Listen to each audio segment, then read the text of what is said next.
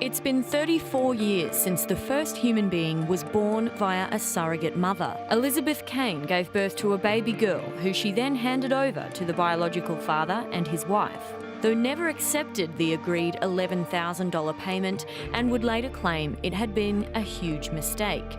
Not long after that, the 1985 case of Baby M captivated and divided the world. Her birth mother refused to hand her over to the couple paying her to carry the pregnancy, leading to the first legal test of surrogacy arrangements in the US. Since then, through intermittent attention and fuzzy legal frameworks, many thousands of babies have been born in all kinds of surrogacy arrangements, altruistic and commercial, traditional and gestational, to single parents and gay parents by friends and family members or by complete strangers on the other side of the world. In the past month, the world's eyes have turned to the booming and poorly regulated commercial surrogacy industry, thanks to the case of baby Gammy, born with Down syndrome to a Thai surrogate and, depending on who you believe, abandoned by or withheld from his Australian biological parents. At the other end of the scale are the fairy tales, loving families blessed with children that they otherwise could never have, with no money changing hands. But Kajsa Ekis Ekman, Swedish feminist author and founder of the Feminists Against Surrogacy network, argues they are too rare to justify us allowing the practice at all. I think that in 10 or 20 years, if we don't stop surrogacy, we're going to have a monster at our hands. We're going to have an industry which involves trafficking, as we already are seeing now in Thailand and China. You're seeing all these kind of cases where, for example, the intended parents, the buyers as I call them, don't want the child because it's disabled or, Down syndrome, something is wrong with it. We also have custody battles in India even, where the biological mothers are saying we want to keep these children.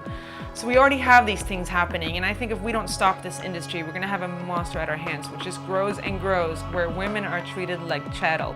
Ekman calls the practice reproductive prostitution, a description also used by the world's first surrogate, Elizabeth Kane, in her book Birth Mother.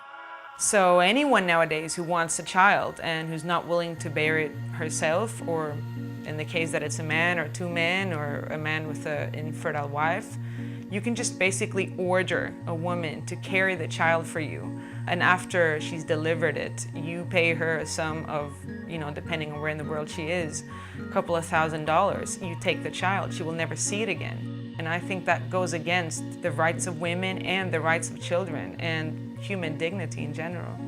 What about when there isn't money involved? First of all, we have to remember that that barely exists. Say you were to adopt a law that states that you can only have children for somebody in the family. Say your sister, your daughter, that can't have children. That sounds really nice, doesn't it? But think about it. If I have one sister and she can't have kids and I'm the only one that can help her, think about the pressure that I would receive from her. Her telling me, you already have kids. What about me? Help me out. And all families are not equal. There are lots of complicated families, where oppression occurs and things like that. Second of all, we have to consider it from the legal point of view. If we are to legalize altruistic surrogacy and forbid all arrangements that include money, how will you know that, for example, somebody in Sweden doesn't bring a woman from Eastern Europe saying she's my friend, she's willing to do this, and who knows whether she's being paid under the table. But successful altruistic surrogacy arrangements can and do exist. Should we really stop those entered into voluntarily between people of equal standing with care and communication? Mary and I have been messaging each other every day now for 3 years. It's not always about the twins or anything, it's just about life. My fish and chips and Coke, get some babysitters. We met through a mutual friend. Somebody approached me and said that they had a friend that was looking for somebody to carry a child for them. We started emailing for about 3 months, and they were long emails. They were a couple of pages each time about everything about our life, about our family, how we were raised. So it's been a 3-year journey. And after 3 IVF rounds, we finally were lucky enough to fall pregnant with the twins. There won't be any secrets from the twins, so we're telling the twins up front that we created them. However, Emma actually carried you. And I'm Auntie Emma and my husband's Uncle Paul. And we get to spoil them like they're our own, but they're not. I can sort of judge people quite well, I think I can. But when I first turned up here in Emma's driveway, we had Ella Mason come running out, open arms, Emma come running out.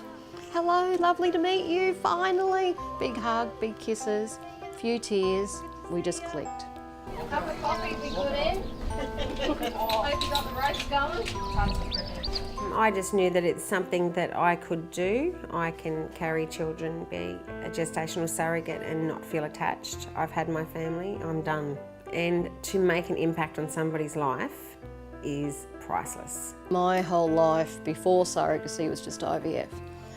I focused on calendars, my period, medications, time off work, flying to Brisbane, round after round of IVF. And I couldn't get pregnant. And then the doctor said, that's it for you, Mary. That's it, no more. The only way you'll ever become a mum is a surrogate. I think even ethically there is a problem with altruistic surrogacy, which is the idea that a woman's body exists for others. That a woman is supposed to sacrifice her own body to make other people happy. I don't find it any different than donating your own organs. You know, I'd donate a kidney to a loved one if they needed it. Got to be that special person to be a surrogate. Got to have a heart of gold. I could not imagine having to crave children for 17 years. For the people that don't agree with surrogacy, I just hope that they don't have to know what it's like to go through fertility issues and not be able to produce your own children. And second thing, that a child is something that you can exchange. That as a mother, you don't have obligations to the child that you give birth to, but that you can just, sign it over to somebody else. And that goes against also the UN Convention on the Rights of the Child, in which a child has the right to his parents. I chose to stay in Australia so I could be present for scans, be present for the birth, and have that ongoing forever relationship with my surrogate. I wanted my twins to actually know Emma and to stay in regular contact with Emma. And then Mary came down in the last 2 weeks and she cleaned my house and cooked tea and done my washing and Yelled at the kids. And packed their school lunches and took over my role and looked after me really well. It's our relationship as well as the twins. It's just a happy ending. Wonderful, wonderful ending. And she knows that I do not want the twins. No. She knows that I love them to bits and I will have them for weekends that her and Pete want to go away for a romantic weekend and work on their marriage. But yeah, I'm happy just to see them once or twice a year like I do with my other nieces and nephews, and that's how the relationship will be with them.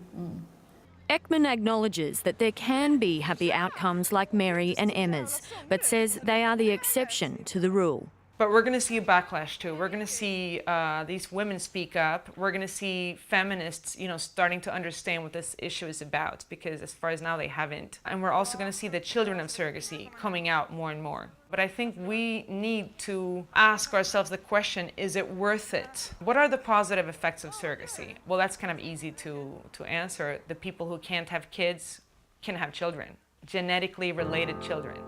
So that's good for them.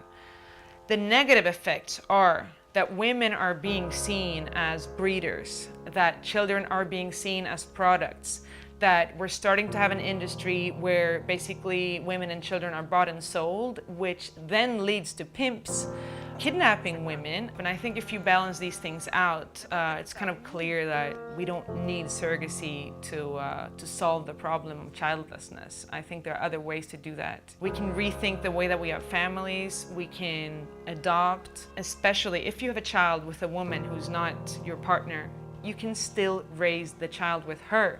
If you are a single man, if you're a gay couple, why not involve the mother? Why pay her to surrender her child? Why not let her have the child as well?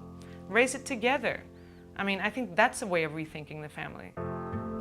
I've had a few people make negative comments to myself that they don't agree. It's in God's hands, blah, It's in blah, God's blah. hands, blah, blah, blah. And I just basically say to them nicely, you haven't walked in my shoes. And how many children do you have? So, How many children do you tuck in at night, every night? this is my only option. I've got no other option. I would adopt if they would allow me, but I can't. And Emma saved me. She basically came and saved me. I call her my hero. Would you do it again? Never say never, but probably not. But I've still got a good 10 years of childbearing in me. And I've got my family, my fairy tales finally complete. So I'm over the moon. Very grateful. Very grateful.